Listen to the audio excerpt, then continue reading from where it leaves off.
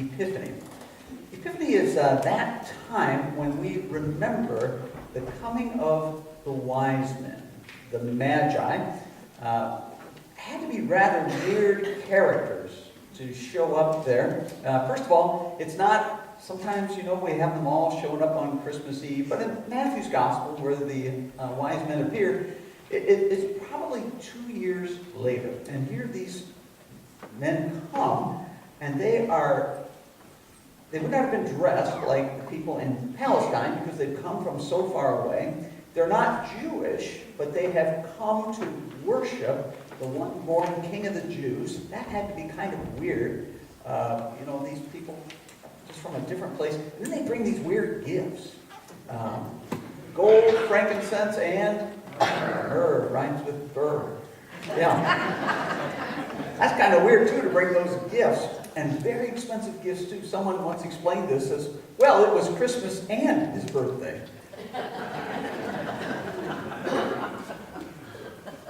The title of the present message series, does that say weird and my name?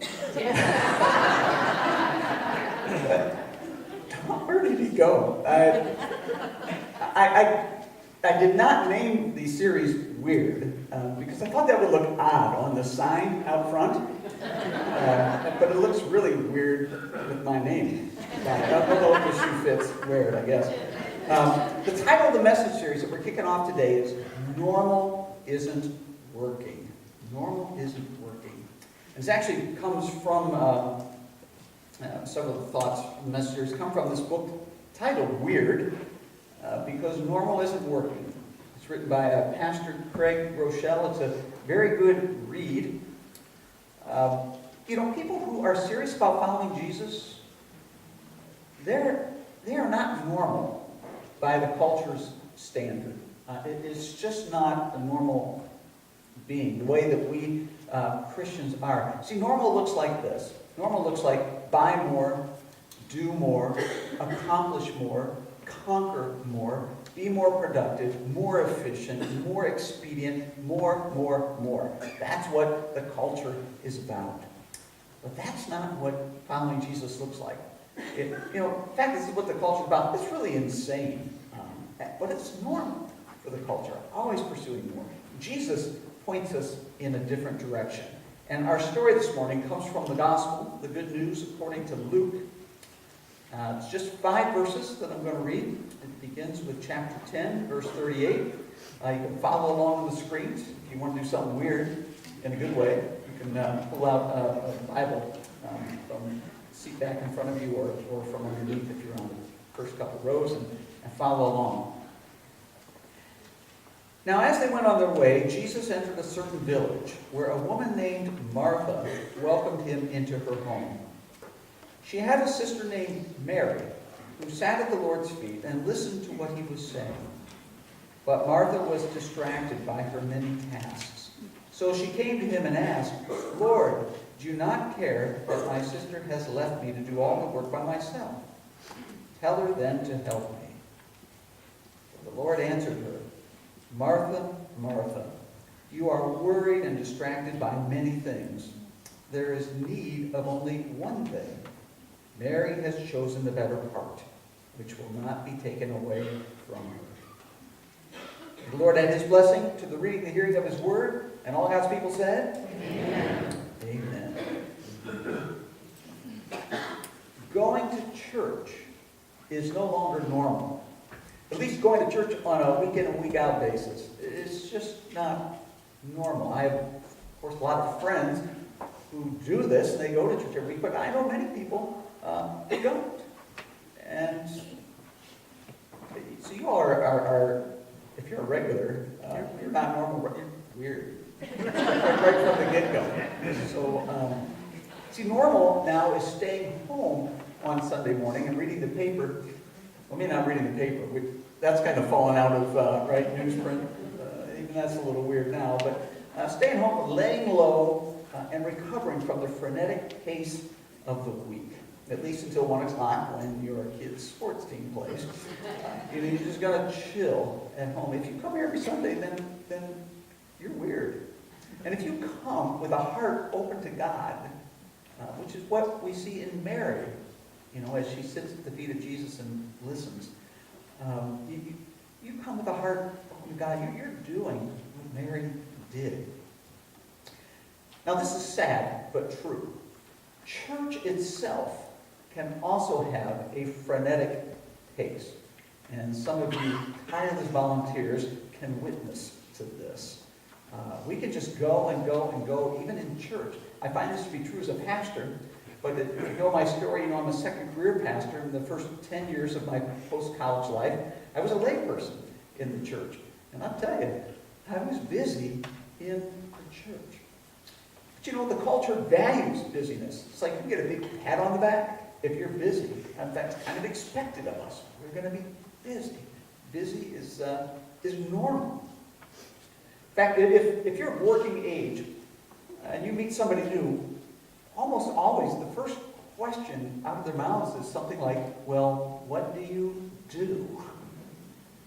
And my guess is, and you'll have to tell me afterwards, if you're retired, I bet one of the questions that comes up early in the conversation is, well, what did you used to do? It's so much about what we do. We become Martha. Even in the church, we can become Martha. We're busily at work serving Jesus. Maybe we're even complaining about our slacker sister Mary. Well, why don't you get her? And help us with all this work in the church. Our culture kind of pushes us towards, call it Martha-ism. And I can feel this. There are some days when I feel like I have become a united Methodist. Listen to how Craig Rochelle puts this. It says, we live in a time-starved society that relentlessly pushes us to the limits. Most people work far more hours than they used to. Who works only 40 hours anymore? Trying to get ahead or simply survive. Our evenings or off times are crammed with activities. The kids' sports, music lessons, and yes, church. Many families rarely have time to eat together. A typical family dinner now includes a round of Happy Meals from the drive-thru and the 15 minutes between dance and soccer practice. He goes on to write, even kids are overwhelmed today. I know many families with 7- and 8-year-old kids who, on top of homework and school, are out 4 or 5 nights a week doing extracurriculars, not to mention the schedule they have to keep on the weekends. And in our culture, this is normal, or even expected. We all want our kids to be well-rounded, don't we? We wouldn't want to deprive them of the lifestyle necessities that their friends have, would we? Does anyone really enjoy life that's lived that way? Of course not. And they don't have time to talk about it. The truth is, we simply cannot do everything. Even if we have the money to do anything we want, we cannot do everything. We're human beings. We have limits. Perhaps you have heard yourself say this. I'll confess I've heard myself say this. I don't have enough time. You ever heard yourself saying that? I don't have enough time. That's a lie. That's a lie. Now, it's true, I don't have enough time to do everything. That's true. But often the way we say it, I don't have enough time, means there's just not enough time. And that's not true. Here's something that's true. This is weird, but it is true. You have enough time to do everything that God wants you to do. Put this up on the screens. You have enough time to do everything that God wants you to do. God has given you everything that you need to accomplish what God wants you to do. 2 Peter chapter 1, verse 3 has it this way. His divine power has given us everything needed for life and godliness, through the knowledge of him who called us by his own glory and goodness. Everything needed for life and godliness. It's ours. It's ours. You see, we don't need more time. We need to use the time we already have differently. We may say, well, I don't have time to read the Bible. I don't have time to go to church this week. Or I don't have time to meet for lunch. But we do find time for what's important to us. Maybe for you that's golf, or dinner out, or working out, or a haircut. That's something, me who said, I don't have enough time. I always end up getting my haircut every 4 weeks. I make time for it because it's important to me. When we say we don't have enough time, one of these two things is true. Either what we're considering doing is not a priority, and we're guarding our time for something that's important to us. So we don't have enough time for that because we're going to use our time in another way, or we're simply not willing to choose to spend the time on the thing that we're thinking about.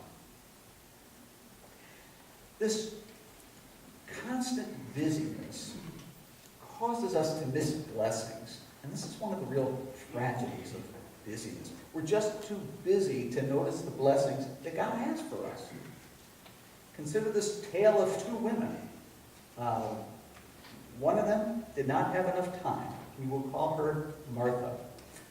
She was busy in the story. She was doing many things. And they were good things. They were good things. She was hosting Jesus in her home, so I can imagine there was some meal preparation. That was probably the chief thing. Yet she could have set it down. She could have accepted the opportunity that her sister Mary did and just sat at the feet of Jesus and had a unique encounter with the divine, which is what Mary enjoyed. What a blessing. And with Mary, it wasn't that she didn't have things to do. I bet she had laundry or chores or things that she felt the press up to see to.